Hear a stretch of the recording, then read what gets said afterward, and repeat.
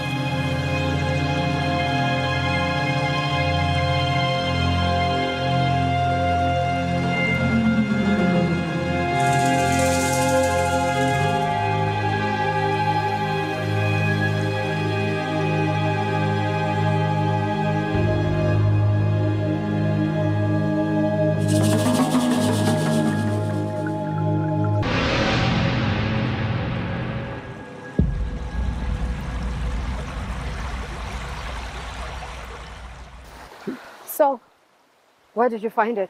This exact spot. Did you tell anyone about it? I'm not a fool. But who could have thought that this river has so much gold? Thank you for coming to tell me about it. Like, this is going to change our lives forever. I knew it. I can feel it in my blood. Ooh.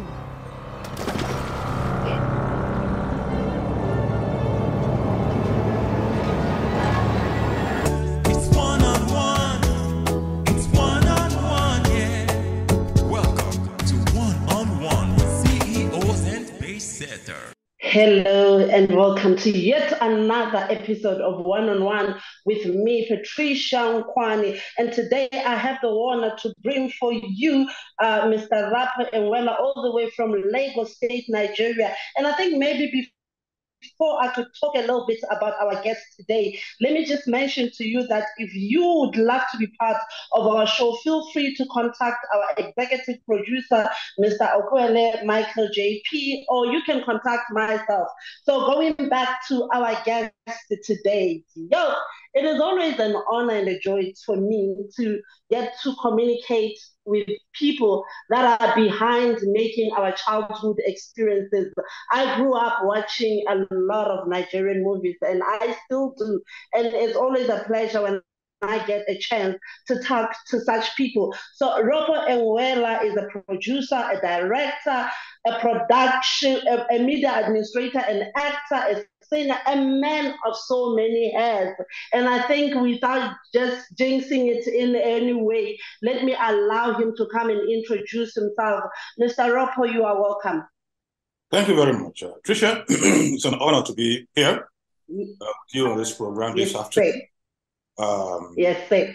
Actually, I think let me just start off by asking you to just introduce. I did a little bit of an introduction based on my research, but I think you will do a better job in introducing yourself to our audience.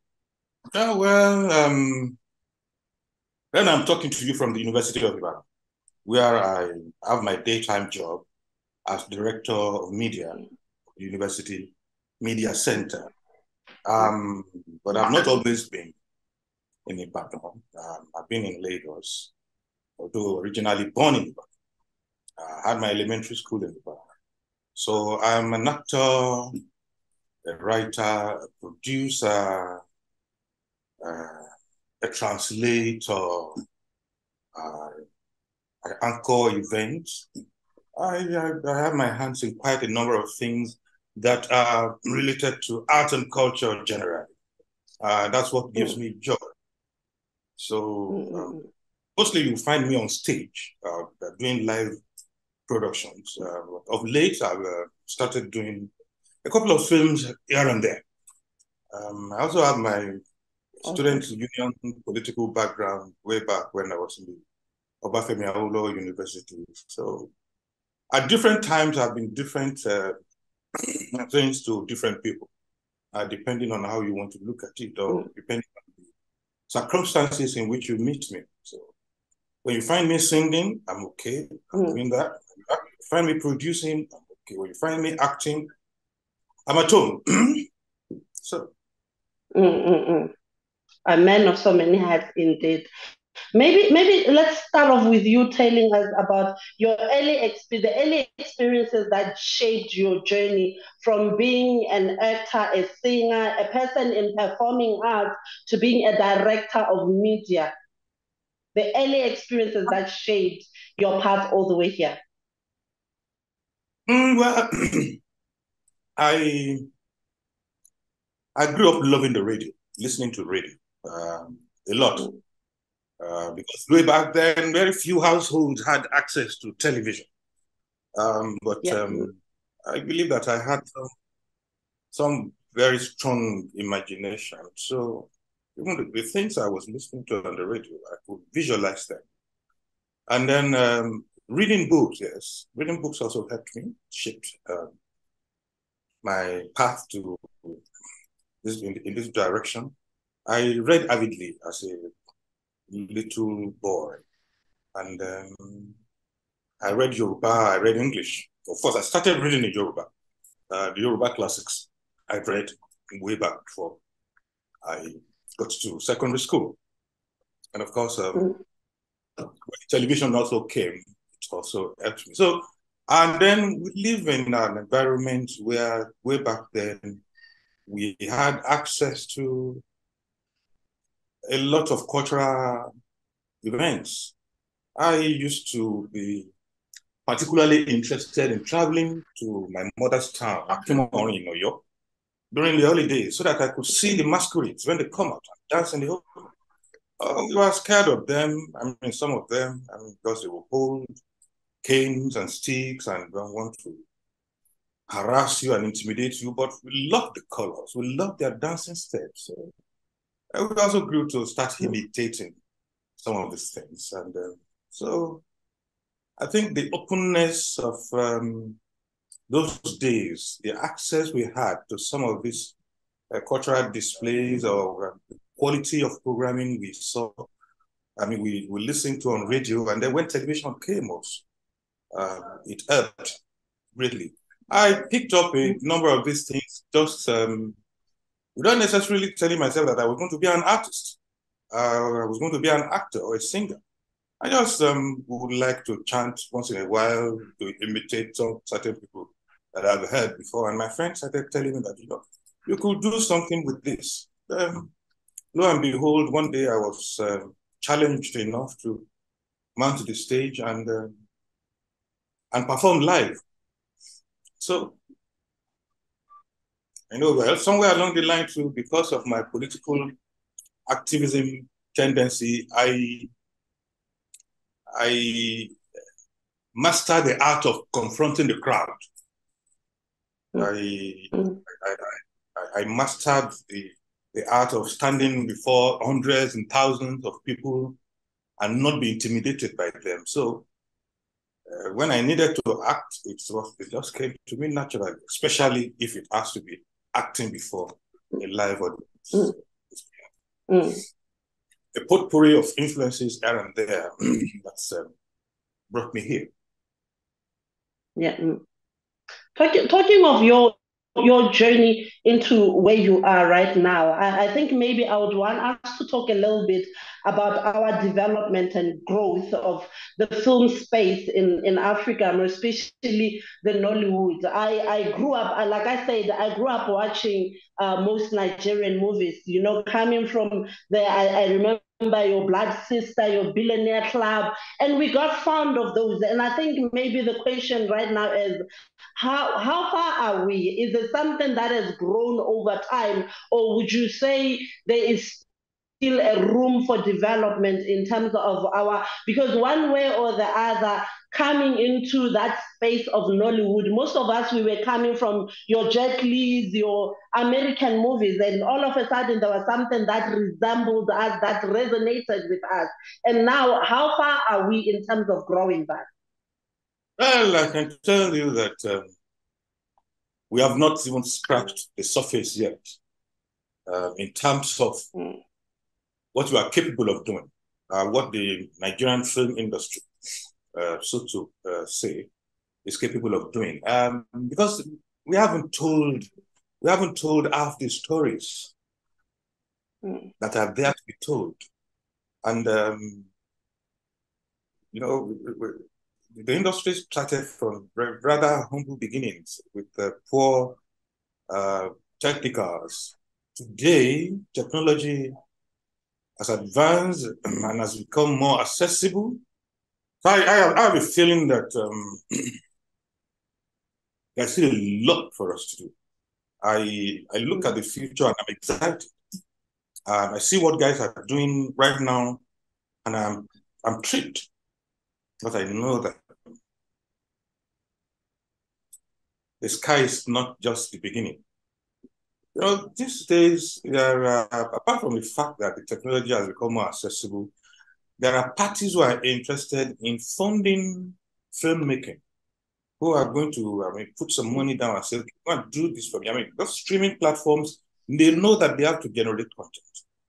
So they're putting the filmmaker on their toes to be constantly thinking and to be, outthinking themselves from stage to stage. You can't stay on one spot.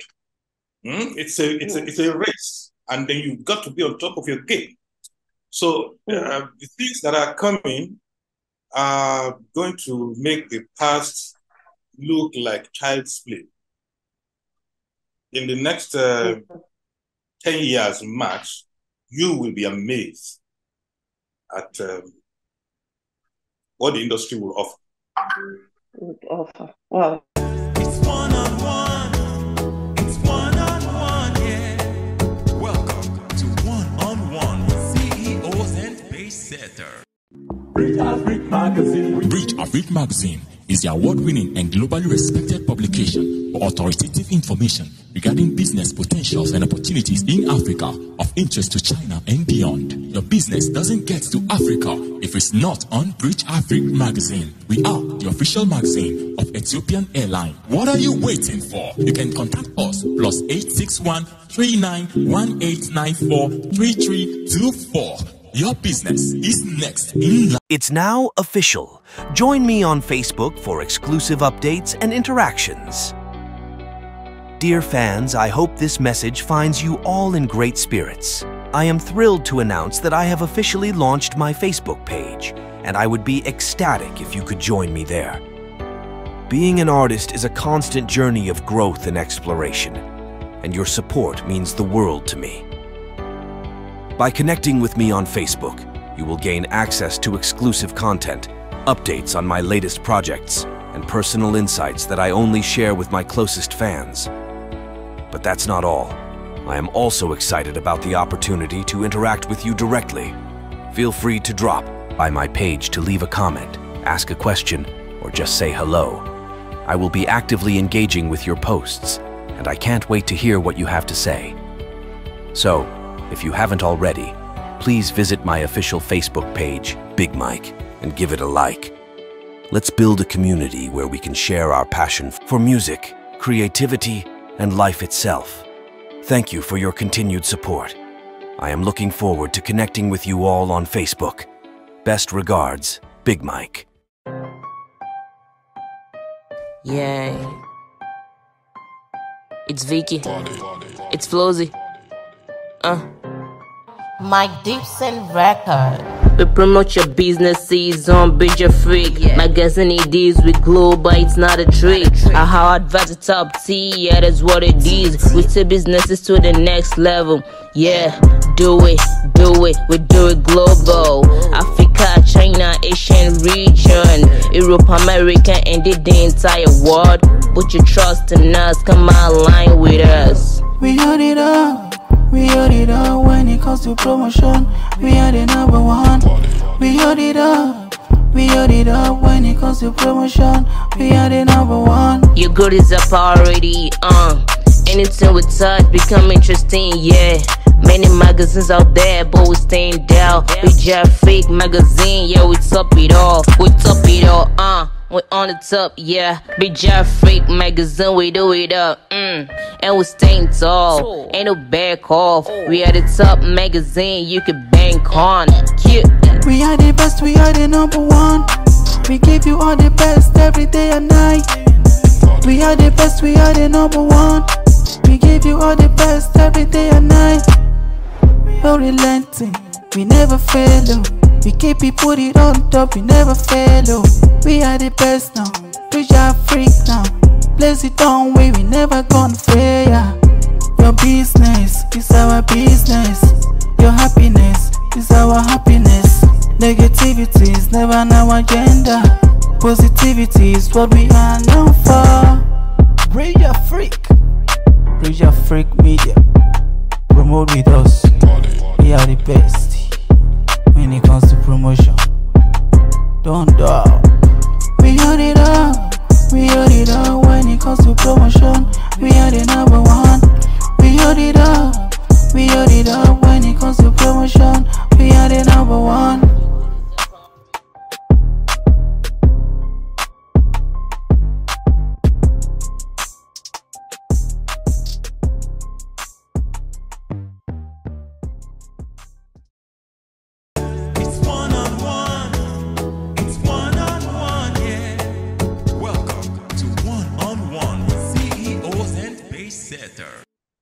That's very true. But I'm just curious. I'm just curious to know this. You know, it is often said that it's the duty of the next generation to do things different from the former generation. And for some time now, Africa has been so misrepresented. And we have productions such as your Nollywood Nigerian movies that are so caught up in telling the African stories. And like you already mentioned, we are not there yet. But the question is, what do we, as the generation that is now, that is taking after your generation and the generation that is to follow, what do you think needs to be done to improve our film space, our performing art space? Well, what needs to be done from different, for us to be able to tell our own stories, we have to be able to own the process. So it's not even something I want to encourage now. Of course, that's what's happening. Organizations without cultural commitment to what's happening in Africa, apart from their only commitment is that they want to milk it, they want to extract it, they want to squeeze it. So they give you stipend, you can't do things. Until we, Africans, as cultural entrepreneurs and artpreneurs, people who learn how to make money from the art, how to invest in the art. It's only at that time when we begin to locate ourselves in such situations that we'll be able to fully determine the direction of these stories, the kind of stories we'll tell. So when I say we are still scratching on the surface, is because there is no clear ideological, no synergy between the ideology and the finance.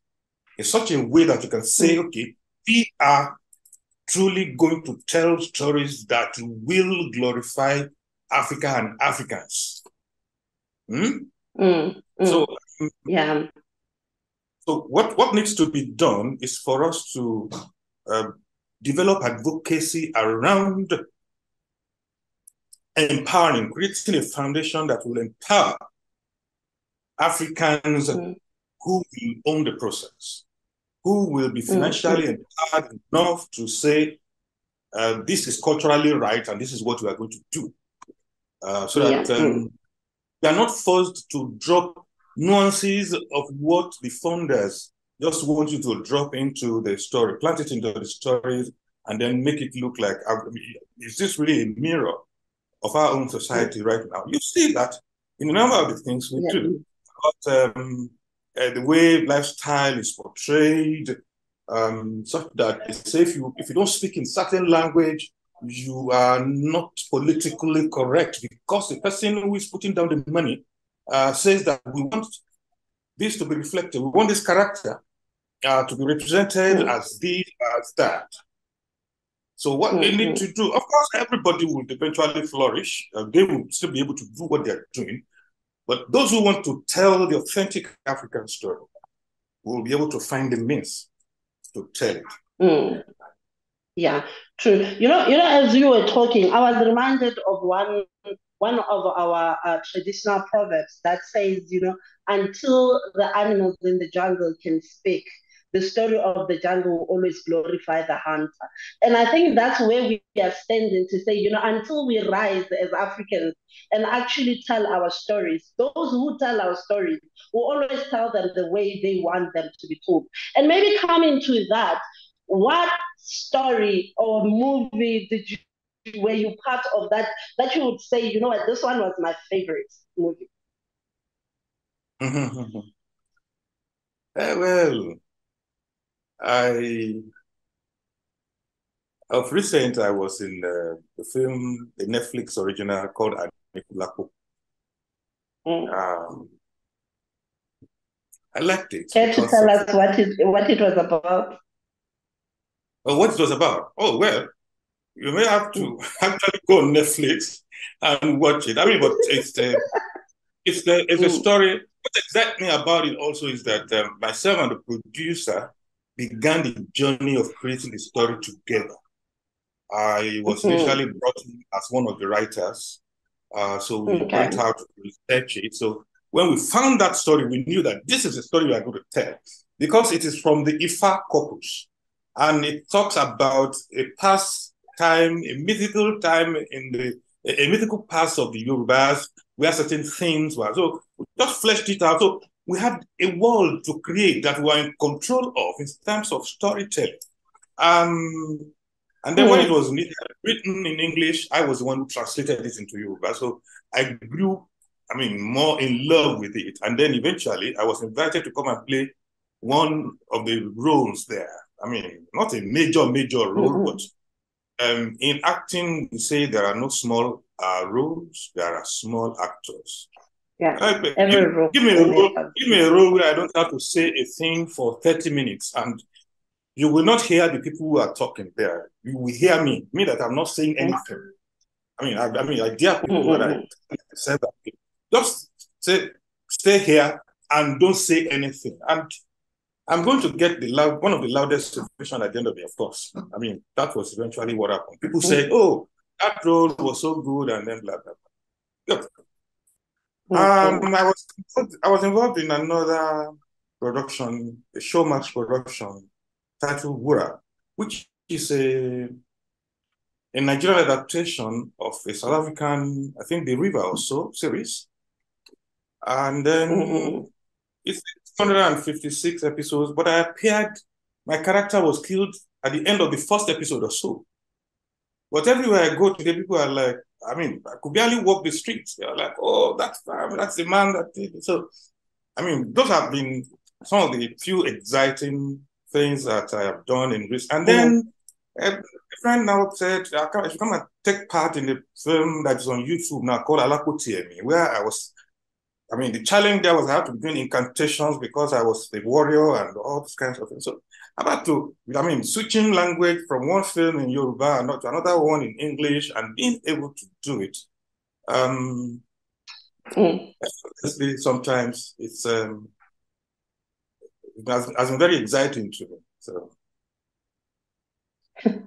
Yeah, I can, as you're talking, I can tell the passion and the love for what you're doing. I can tell it so clearly. And I think, coming from my experiences as a script writer, I know once in a while you come to write a certain story, a certain movie, and you connect so well and resonate so well with a certain character that, you just click with that character for a moment. And maybe if you can share one character that you felt so resonated with you as in all the different spaces or different movies that you came to be part of. one character that resonates with me.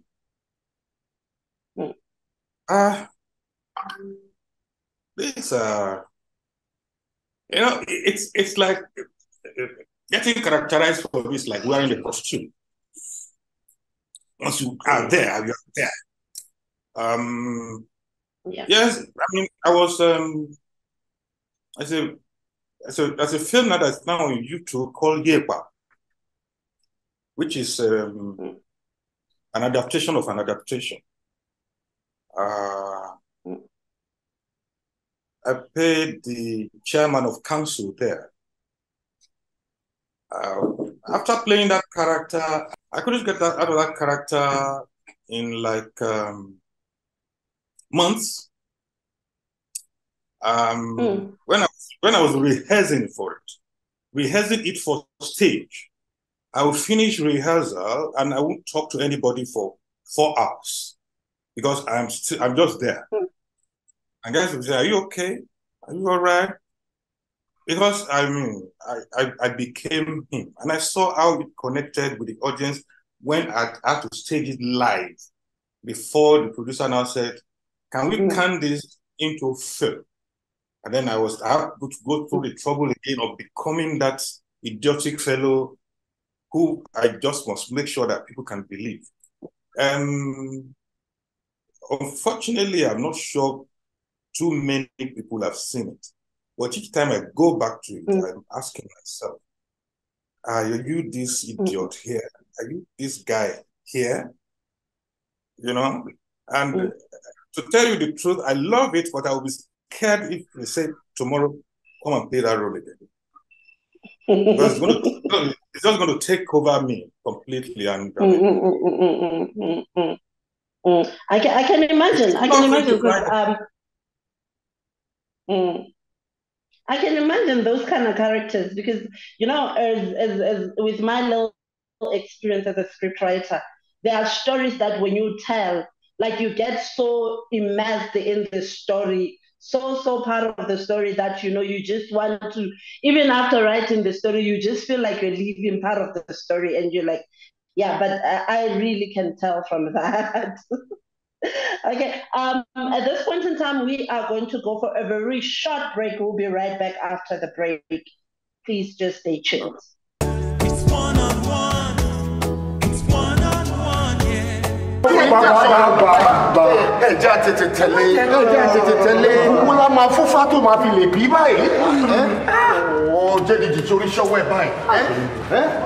Kò ní yà mí lẹ́nu tí commissioner bá wọlé bí a ṣe ń sọ̀rọ̀ yìí tá ń ṣe rádaràdà tí ó tó yẹ ká wá nǹkan tá máa ṣe tí ó rọ yìí.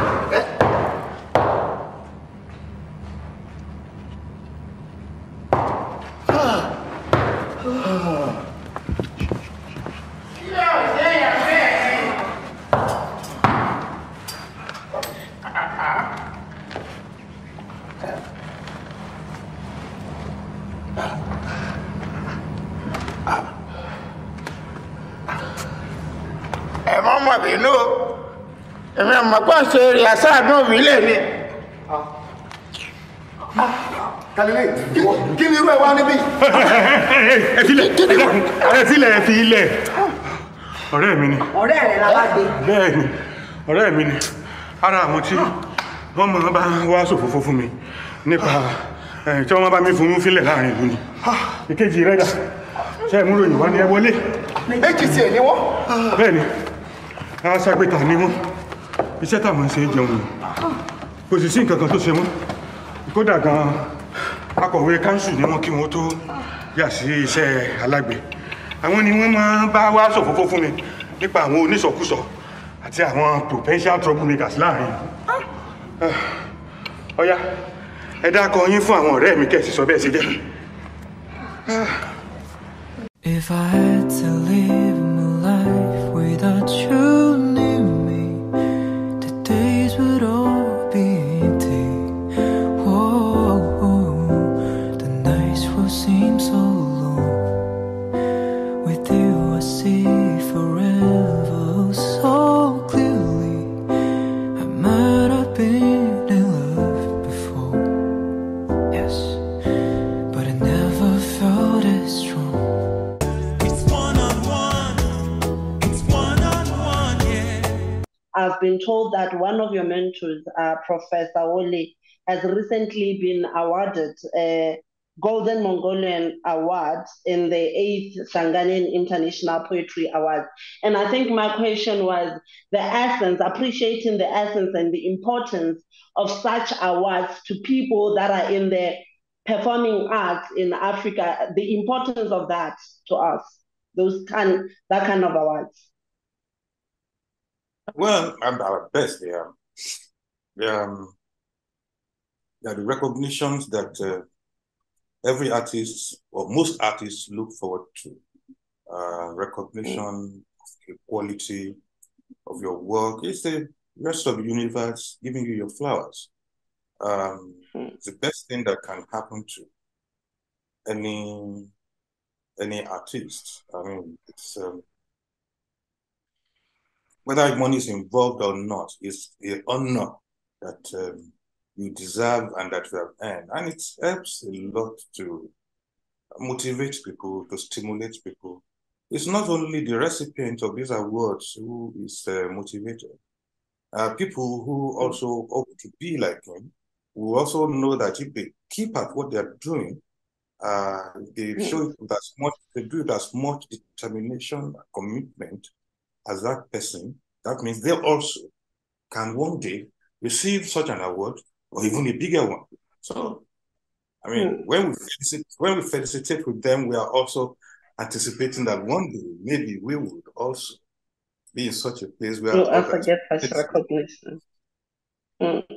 I do understand. You know, I appreciate that a lot, and also getting to realize that, you know, once in a while, a pat on the back is what gets you going, is what motivates you to keep going. And my question is like, back here in Africa, preferably in Nigeria, do we have such platforms that are all about, you know, recognizing the people that are caught up in performing arts, people that are in the music space, in the acting space, in different spaces of arts, as a way of encouraging them, and not only, like you said, not only encouraging them, but also encouraging those that are looking up to them and aspiring to be like them?